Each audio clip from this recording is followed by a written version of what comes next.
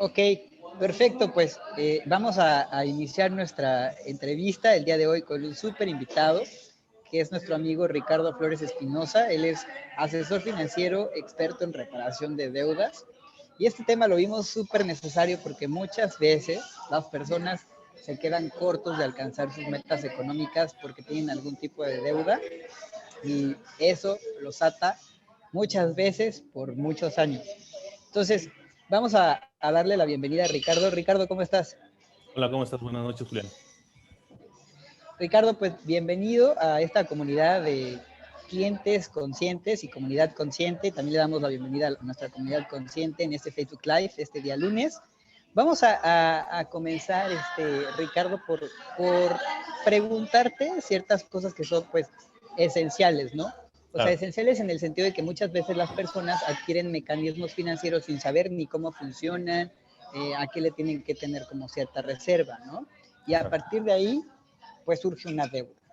Ricardo, para ti que tú eres un experto en estas reparaciones de deudas, ¿cómo podemos definir una deuda?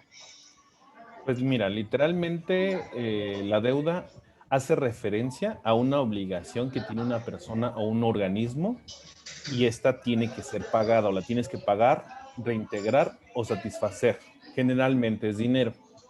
Existen diversos tipos de deuda y depende de sus características, pues de eso depende realmente el tipo de deuda. Normalmente estamos hablando de créditos hipotecarios o de autos, tarjetas de crédito, tarjetas departamentales, préstamos de nómina o préstamos personales. Hay una infinidad de tipos de deuda, pero básicamente es eso, la obligación que tiene una persona con otra o con una institución y tienen que restablecer o pagar ese dinero.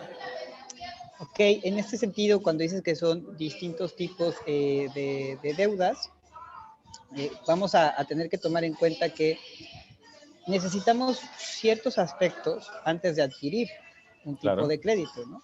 ¿Qué es lo sí. que tenemos que tomar en cuenta, Ricardo, al adquirir crédito? Pues mira, principalmente necesitas tener bien clara tu situación financiera, que esto es todo un tema.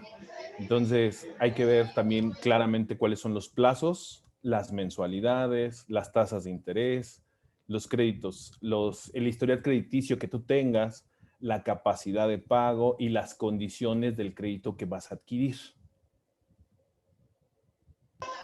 Lo básico que tenemos que tener en cuenta cuando adquirimos una tarjeta de crédito, porque yo he escuchado muchas cosas, Ricardo, ¿no? Que Ujú. la fecha de corte, que el famoso pago mínimo, ¿cuáles son estos conceptos? Por ¿A qué se ejemplo, refieren? eh, normalmente te llega tu estado de cuenta y tú tienes una fecha de corte, que es la fecha en la cual vamos a hablar de un banco, una institución financiera, va a hacer el recálculo de tus intereses. Entonces, esa sería tu fecha de corte. Y esa fecha de corte, típicamente lo que hace es, te dice, bueno, si tú haces la fecha de corte el día 10, vas a tener 20 días, es decir, tienes hasta 30 para pagar lo que te dice ahí como pago mínimo. El pago mínimo, esto es muy engañoso, pero es una realidad. Tienes que tener mucho cuidado. Cuando tú haces un pago mínimo, una gran parte, un porcentaje alto de ese pago se va a intereses y el resto se va a capital. Típicamente estamos hablando entre el 10% o el 5% se va a capital y el restante se va al pago de intereses. Por eso siempre vienen dos rubros. Viene uno que es el pago mínimo y el otro que es el pago para no generar intereses. Si tú quieres llevar tu cuenta al corriente y no estar generando intereses de más, es importante que siempre se pague lo que es el pago para no generar intereses. Esto de no generar intereses, Ajá. desde el punto de vista de las deudas, ¿qué son los intereses? Pues mira, literalmente los intereses es el costo del dinero con respecto al tiempo. Entonces, si tú te pones a ver realmente los bancos, pues son un negocio. Entonces, el negocio de los bancos principalmente es el cobrar intereses. Cuando tú tienes dinero o cuando tú ahorras en una institución financiera, pues vas a tener un retorno de tus intereses. Cuando tú dejas tu dinero en una cuenta de ahorro, normalmente te dan una tasa de interés muy pequeña. porque es cómo se va devaluando el dinero a través del tiempo. Y cuando tú pides un préstamo, las tasas de intereses obviamente son mucho más altas. Es muy poco probable que te den una tasa de interés del 5 o 6%, porque eso es lo que le dan a la gente que ahorra. Y la gente que pide dinero prestado, pues tiene que tener el beneficio, el banco tiene que tener un beneficio. ¿Cuál es el beneficio? Pues obviamente las tasas de intereses que son más altas. En este caso, no sé, una tarjeta de crédito puede ir desde un 40% hasta un 100% anual como tasa de intereses. La verdad, Ricardo, es que son tasas altísimas, o Muy sea, altas. muy, muy altas. O sea, ¿cómo se establecen estos porcentajes? Y varían de acuerdo a si es un crédito departamental, si es de banco, o sea, ¿a qué se debe que pueda haber esta variación en estos intereses? Pues la verdad es que en México las tasas de intereses no están realmente reguladas y depende del producto que tú quieras adquirir. Por ejemplo, una hipoteca. Las hipotecas actualmente ya bajaron las tasas de intereses, inclusive llegan a estar alrededor del 8, 10, 12%. Pero si tú compras un auto te van a dar una tasa 14 hasta 18%. Si te va bien, un 12%. Pero si tú tienes el producto financiero que tú adquieres, es una tarjeta de crédito, pues las tarjetas de crédito revisen cuál es lo que dice ahí del CAT. El CAT es realmente la tasa de interés anual que tú puedes tener y esa puede variar desde el 30, 40, 50 hasta el 100%, depende del producto. Ahora, este interés, o sea, dices que es anual, o sea, ¿cuándo te empiezan a cobrar estos intereses? ¿Cuando no das como el pago de ese mes o te lo juntan en todo el año? ¿Qué es lo que sucede para que se creen esas deudas en esas tarjetas? Es que depende lo que hayas comprado. Por ejemplo, imagínate que tú compras con una tarjeta de crédito y puedes comprar 10,000 pesos. Vamos a hablar números chiquitos para que podamos hacer la referencia, ¿no? Pero si tú esas compras no están a meses sin intereses, lo que va a suceder es que si tú no liquidas esos 10,000 pesos una vez que hacen el corte y te ponen ahí el pago para no generar intereses, tú no lo liquidas al 100%, lo que está pasando es que tú estás pagando nada más una partecita y esa partecita equivale simplemente a los intereses y un pedacito se va a capital. El problema de todo esto es que la bola de nieve empieza a crecer. El siguiente mes ya no debes, vamos a suponer que hiciste un pago de 12,000 pesos, tú gastaste y tenías que haber pagado 12,000 pesos el primer mes. Okay. Entonces, para el segundo mes, y solamente hiciste un pago de 1,000 pesos, vas a deber 11,000 más los intereses proporcionales al tiempo que no estás pagando. Si tú dejaras de pagar todo un año, te van a cobrar, aparte del 100% de los intereses que te genere esa tarjeta, de acuerdo al producto que compraste o al producto que adquiriste, el producto puede ser, te digo, vamos a suponer que fuera del 50%. Entonces, si tú dejas de pagar una tarjeta que debías 10,000 pesos y lo dejas de pagar un año, ya no debes 10,000 pesos, ya debes 15,000 pesos y aparte te cobran intereses moratorios y te empiezan a cobrar interés del interés y se llama interés compuesto. Esto lo que genera es que cada vez se genere más dinero y tú sigues haciendo una deuda pues prácticamente grande por un préstamo muy pequeño. La verdad es que suena una esclavitud terrible, Ricardo, y creo que muy pocas personas se dan cuenta de ello. En tu experiencia, ¿qué es lo que hace que las personas se endeuden con sus tarjetas de crédito? ¿A qué crees que se deba? Pues mira, no nada más es las tarjetas de crédito. Yo creo que nos hace falta ser organizados y tener claros un presupuesto. Cuando tú tienes un presupuesto y tú decides y tú tienes claro cuánto es lo que ganas, cuáles son tus gastos fijos, por ejemplo, tu hipoteca, tu luz, el agua, cuáles son tus gastos variables, pues tienes que la comida, la diversión, no sé, salir a pasear, cualquier otra situación y tienes que tener claro cuánto ganas y cuánto puedes gastar. Si tú ganas 10 pesos y gastas 11, pues de entrada ya te estás endeudando.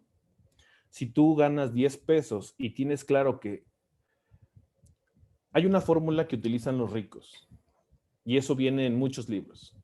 Los ricos dicen que de cada 10 pesos que tú ganas, 5 los debes de usar para tus gastos. tanto gastos variables como gastos fijos. El 40% de esos, es decir, de cada 10 pesos, 4 pesos los tienes que utilizar precisamente para reinvertir o generar más dinero.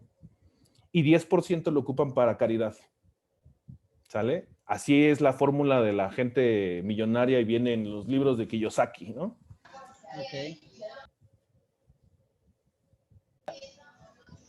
Ricardo, ya, o sea, pues desafortunadamente nos llega esta información tarde, ¿no? ¿Qué es lo Yes. peor que nos puede llegar a pasar? Sí, no solo lo peor, sino todas las consecuencias posteriores que nos pueden llegar a ocurrir si no pagamos nuestras tarjetas de crédito. Cuando tú no pagas una deuda, o déjate que sea una tarjeta de crédito, porque hay diferentes tipos, pero normalmente las deudas, si tú tienes una deuda con un aval o tienes una deuda con una garantía, como sea un crédito hipotecario, un auto, pues la institución financiera va a recuperar ese bien. Es decir, en este caso te pueden sacar de tu casa, te pueden quitar el automóvil. En el caso de las tarjetas de crédito, pues es muy difícil que te digan regrésame la ropa porque seguramente ya la usaste o regrésame la pantalla que ya se depreció. Entonces, esto lo que sucede es que llegas a pasar a una demanda o un juicio mercantil con una acción jurídica. Entonces, sí es bien importante que tú nunca te niegues a pagar. Es claro que las condiciones van cambiando a través del tiempo. Cuando tú adquieres un crédito, tú tienes unas condiciones iniciales y en esas condiciones iniciales estás casi convencido de que lo puedes lograr y por eso precisamente es que lo haces, porque tienes una situación en que dices, bueno, yo tengo tanta cantidad de dinero, recibo tanto y podría pagar la deuda, pero hay muchos inconvenientes que nosotros no tomamos en cuenta y muchas variables que van a cambiar durante el tiempo.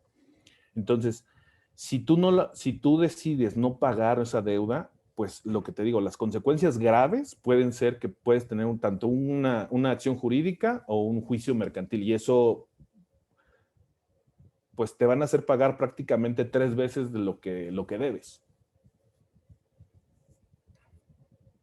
Ricardo, me ha pasado que algunas personas me han preguntado y yo dije, esa respuesta no lo sé, voy a contactar a un experto, tú eres el experto. ¿Ok? Y me han preguntado, oye, por no pagar mi tarjeta de crédito, uno, ¿me pueden meter a la cárcel? O dos, por no pagar mi tarjeta de crédito, ¿me pueden quitar mi sofá, mi televisión y todas las materialidades de las cuales pues me he hecho para cobrarse esa deuda? Sí pueden siempre y cuando lleguen a un juicio, como te decía. O sea, el tema es siempre va a haber primero una conciliación. Si tú te niegas a pagar alguna de las deudas que tú tienes, entonces lo más probable es que sí llegues a un juicio y te llegues a una demanda. Entonces, sí es muy importante que jamás se nieguen a pagar. Siempre traten de hacer una conciliación. Siempre traten de llegar a un acuerdo. O sea, las condiciones originales ya no se pudieron cumplir porque el hecho de que tú tenías unas fechas de pago y tenías unos pagos mínimos o unos pagos para no generar intereses, ya no los pudiste hacer. Y esas son, digamos, situaciones que van cambiando a través del tiempo. Pero lo más importante es que nunca te niegues a pagar porque sí puede haber, pues digamos, problemas y problemas serios. Estas repercusiones Ajá. son nada más para quien adquiere la deuda o también, por ejemplo, si dejaste un aval, se van sobre el aval y también pueden meter al aval a la cárcel y le pueden quitar sus bienes. Pues mira, el aval realmente funciona como obligado solidario.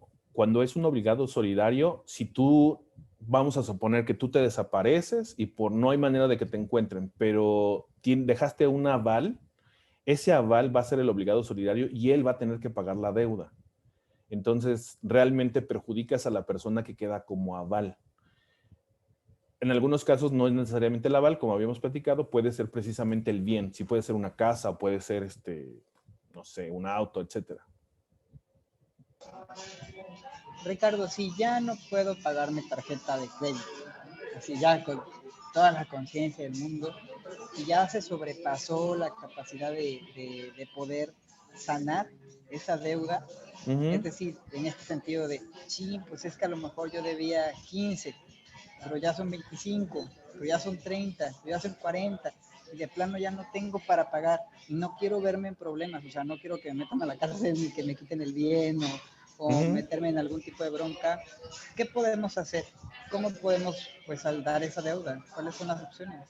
Pues mira, realmente hay muchas alternativas. Si tú te acercas al banco, el banco te va a dar, o en este caso las instituciones financieras que te hicieron el préstamo, tú puedes negociar directamente con ellas y te van a dar, te van a dar algunas alternativas. Por ejemplo, puedes reestructurar. Ellos mismos te van a decir, ¿sabes qué? Podemos, no sé, tú me debes 10,000, 12,000 pesos y tienes que hacer tus pagos en un año, ¿no? Y tú ya no puedes hacer ese pago de 1,000 pesos mensuales. Entonces, a esto extrapólalo, lo puedes poner, le puedes poner un cerito más y ya además de estar hablando de 12,000, podemos hablar de 120,000 o otro cerito más y le puedes hablar de 1,200,000. Entonces, lo que va a pasar es que tú puedes acercarte al banco, reestructuras y te van a decir, bueno, la tasa de interés que ahorita tienes, te vamos a dar una tasa preferencial siempre y cuando negocies con nosotros y realmente quieras pagar la deuda. Entonces puedes precisamente acercarte a ellos y te van a hacer una reestructura. O definitivamente ya no vas a poder pagarles y tú no quieres tener esa deuda a tan largo plazo porque normalmente lo que vas a hacer es reestructurar y te van a bajar la tasa de intereses, pero te va a quedar una deuda larguísima. Entonces, puedes precisamente con ellos tratar de reestructurar o solicitar una quita ya para poder, digamos que liquidar esa deuda. Pero te van a pedir que tengas una cantidad suficiente para poder pagarla.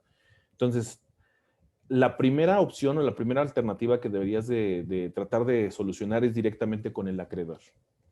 Pero si ya las opciones que te dio el acreedor no son las que a ti te van a solucionar el problema y no son las que realmente tú puedes pagar, existen la alternativa de una reparadora de crédito.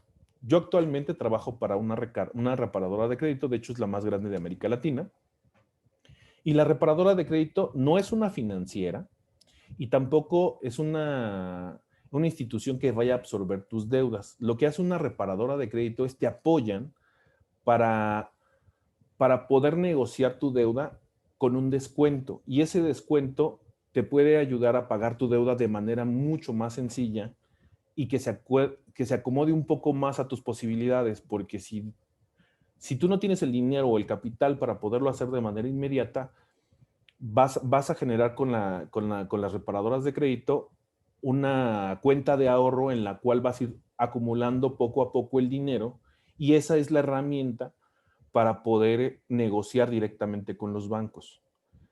Pero tú nunca debes de negarte a pagar. O sea, el tema es, trata de llegar siempre a un arreglo o a un acuerdo. Si tú te niegas a pagar, las consecuencias ya las vimos y pueden ser muy malas. ¿Cómo funciona en ese sentido la reparadora de crédito? O sea, ¿qué requisitos hay que tener para saber si uno es candidato a, pues, a ser cliente de una reparadora, como en un primer término? Y en segunda, ¿qué implicaciones puede tener el hecho de decir, voy a reparar mi deuda a través pues, de un intermediario? Pues mira, los bancos o las instituciones financieras tampoco están solos. Lo que hacen es contratan a bufetes de cobranza y contratan asesores jurídicos para poder presionar y poder adquirir y regresar el capital que te prestaron. Entonces, tú lo puedes hacer solo, pero no tienes ni el expertise ni sabes cómo funciona. Entonces, las reparadoras de crédito precisamente a eso nos dedicamos, a poder negociar de una manera más efectiva y sabemos cómo se puede hacer. Te digo, esto funciona por medio de una cuenta de ahorro en la cual tú vas a ir acumulando dinero. Te va a quedar mucho más cómodo que hacer tus pagos mínimos y de esa manera no te vas a negar a pagar y tienes una herramienta con la cual puedes negociar directamente con las instituciones financieras y de esta manera se puede pagar las deudas. Y queda, obviamente, es una negociación mucho más agresiva la que puede hacer una reparadora de crédito que hacerlo por tu cuenta. Ricardo, ¿qué respaldo legal tenemos de reparar nuestra deuda con una institución como una reparadora de crédito? Es decir, ¿cuáles son los organismos que vigilan o regulan el funcionamiento de las reparadoras y que al cliente le pueda dar esa tranquilidad de que se va a llevar a cabo esta negociación y pues que también tendrá pues una certeza jurídica, ¿no? Que no se va a meter en problemas? Bueno, mira, mientras tú no te niegues a pagar, es muy poco probable que te hagan una demanda. Entonces, siempre es importante llegar a una negociación. Y todas las instituciones financieras en México, existe la CONDUCEF, que es la Comisión Nacional para la Protección y Defensa de los Usuarios de Servicios Financieros. Esta es una agencia gubernamental del gobierno mexicano que funciona como defensora de los usuarios de cualquier tipo de servicios financieros en México. Cuando tú estés o te quieras inscribir a una reparadora de crédito, es bien importante que tú te cerciores que esta reparadora de crédito está regulada por la CONDUCEF. Si las reparadoras de crédito no llegan a estar reguladas, lo que va a pasar es que puedes caer en manos de alguien que te haga una estafa. Entonces, tienen que tener mucho cuidado cuando decidan entrar a una reparadora de crédito. Desafortunadamente en México no hay muchas, creo que solamente hay una que sí está regulada. ¿A partir de qué montos uno podría reparar una deuda, Ricardo? O sea, si yo adquirí una deuda de 5,000 varos, ¿entra? Sí, no, ¿qué onda? Mira, en el caso de la institución donde yo trabajo, las deudas que podemos negociar son a partir de 35,000 pesos. Es decir, vamos a suponer que tú tienes 3 tarjetas y en cada una debes 15,000 pesos, se suman las 3 deudas y a partir de 35,000 pesos podemos negociar las deudas. Cuando son deudas menores es muy complicado poderlas negociar. Ok, entonces, por ejemplo, puedo juntar esos 35,000 pesos en deudas en una tarjeta de 10, otra de 20, o sea, se puede como ir Se van sumando. acumulando precisamente para amortizar los costos y precisamente para poder negociarlas. Porque una deuda de 5,000 pesos prácticamente, o sea, es muy, muy poco probable en primera nosotros no las trabajamos y es poco probable que la puedas negociar. Entonces el banco te va a decir, pues tú en un mes la pagas, ¿no? ¿Y qué tipo de créditos son los que pues tú puedes ayudar a reparar, Ricardo? Pues mira, nosotros actualmente estamos trabajando lo que son tarjetas de crédito, principalmente de instituciones financieras, de los bancos, tarjetas departamentales, créditos personales y créditos de nómina. Nada más hay un tema ahí importante con los créditos de nómina, que no deberías de tener la nómina en el mismo banco donde tienes el préstamo, porque si no, no vamos a poder negociar. La manera de negociar las deudas es precisamente que tú no tengas manera de que el banco te absorba ese dinero de manera automático. Cuando tú pides un préstamo de nómina, tú le das la autorización al banco de que te puedan retener esos recursos. Entonces, nada más es un tema así como importante, pero digo, la verdad es que hay tantas opciones y tantas tarjetas y tantos productos y tantos bancos que yo creo que nos podríamos tardar aquí 5 horas para explicar cada una de ellas. Entonces, precisamente eso es lo que te comentaba. O sea, es importante que les dejes mis datos a toda la gente que te sigue y que realmente quiera reparar su deuda, que tenga las ganas de hacerlo y Claro. que ya no pueda hacerlo de manera normal. Entonces, precisamente les vamos a ayudar y les vamos a dar una asesoría totalmente gratis. Con esta asesoría, vamos a poder llegar a una solución mucho mejor de la que hoy día tienen. Oye, Ricardo, me habías dicho que también podían entrar como créditos de automóvil y eso también entra dentro de las deudas. Depende la institución. Hay algunas que sí podemos trabajar, pero no son todas. O sea, son muy específicas, pero te digo, necesitamos analizar precisamente el caso y ver realmente cuál es la posición y el tipo de producto, porque hay carros inclusive que ya los venden con un GPS y esos autos que vienen con un GPS directamente al que le debes lo puede apagar, lo puede prender, lo puede abrir, lo puede cerrar. Entonces, muy probablemente ese tipo de créditos de automotriz no podemos negociarlos. ¿Por qué? Porque pues ellos te van a pagar el carro y saben dónde está y se lo van a llevar. Entonces, hay que tener mucho cuidado también cuáles son los que podemos negociar y cuáles no. Ok.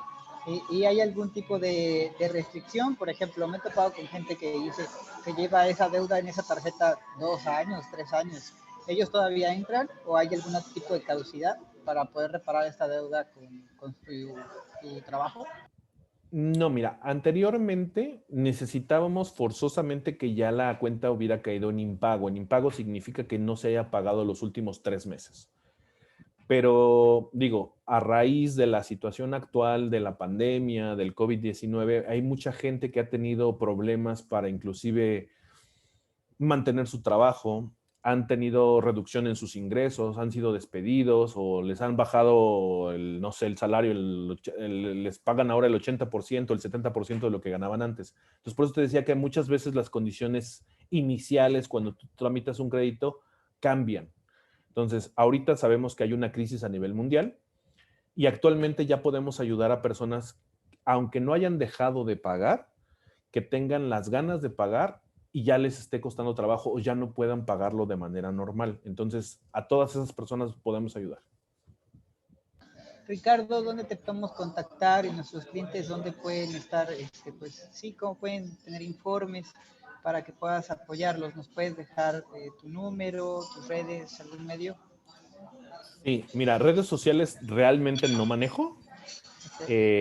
Mi número es el 5543-550850. Si tienes oportunidad de ponerlo en los comentarios o Lo ponerlo ahí, pondremos. 5543-550850, me pueden escribir por WhatsApp porque típicamente estoy dando asesorías por teléfono. En cuanto yo me libere o les pueda agendar una llamada o una asesoría, nos tardamos, yo creo que máximo media hora Okay, para poder perfecto. revisar cuál es la situación y una vez que ya les explique yo cómo funciona y de qué se trata, pues seguramente ya vamos a poder tomar una acción.